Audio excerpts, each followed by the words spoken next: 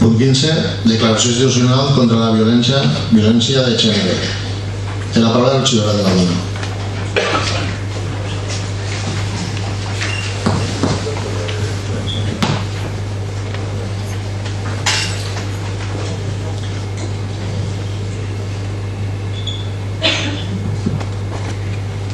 Bona nit a tots.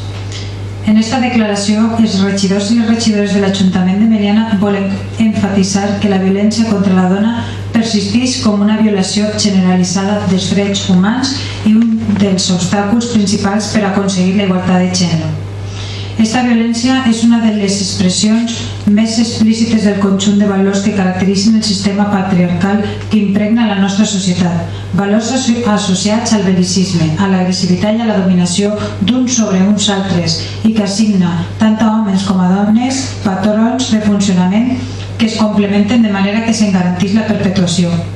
És per això que des de l'Ajuntament de Meliana volem fer una crida perquè la ciutadania es mobilitzi activament en la lluita contra la violència de gènere i per l'igualtat efectiva de drets, perquè complementàriament entre homes i dones fem de la nostra societat un espai de convivència pacífica en què prime la solidaritat i l'igualtat.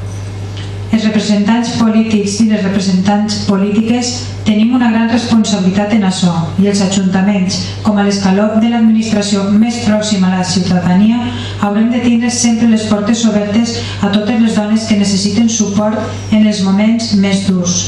Però el millor seria que aquestes situacions no arribaren a produir-se.